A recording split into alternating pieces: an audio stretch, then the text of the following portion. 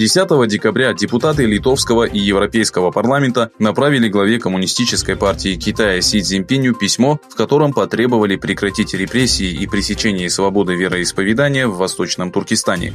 11 декабря парламент Литвы организовал симпозиум под названием «Свобода вероисповедания и независимость совести. Вопрос современного мира», в котором были рассмотрены нарушения прав человека и религиозных свобод в Средней Азии. Исследователь и китаевед из Литвы Джузеппес Богдонас поделился результатами исследования, проведенного им в Казахстане. Богдонас предоставил фото и видеоматериалы беженцев, перебравшихся в Казахстан из Восточного Туркестана.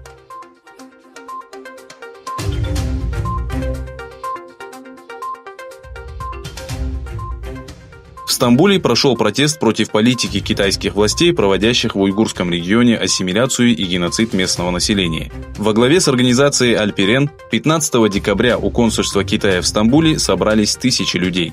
Участники акции потребовали немедленно прекратить ассимиляцию и культурный геноцид уйгурского народа. Протест против политики Пекина прошел и в городе Кайсери.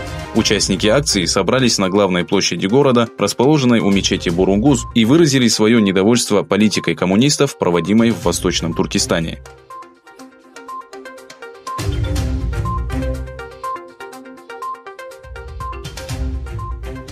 После того, как Месут Озил опубликовал в Твиттере сообщение, в котором осудил безмолвие мусульман по вопросу нарушения прав человека в Восточном Туркестане, центральное телевидение Китая сообщило, что не будет транслировать футбольный матч, в котором Арсенал сыграет против Манчестер Сити.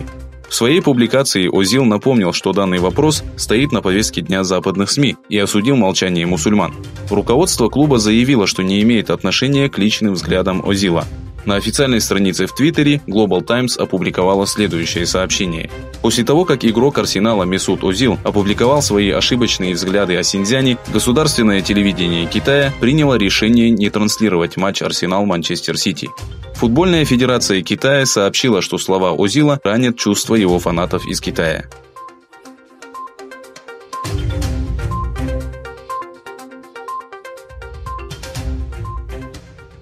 В сети появились сообщения о том, что США выдворили 2 сотрудников китайского консульства после того, как они проникли на территорию военной базы. Информация, не афишируемая США и Китаем, вызвала вопросы о разведывательной деятельности Китая в США.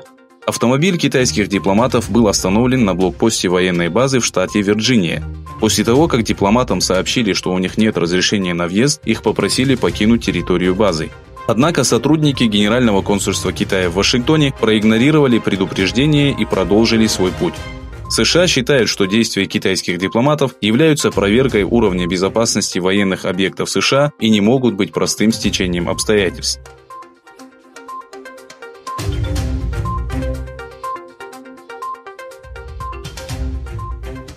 В Мадриде завершился 25-й саммит ООН, посвященный борьбе с изменением климата. Несмотря на то, что в саммите приняли участие свыше 200 государств, собрание не дало ожидаемого результата. Генеральный секретарь ООН заявил, что несмотря на разочарование, необходимо продолжать работу для решения данной проблемы.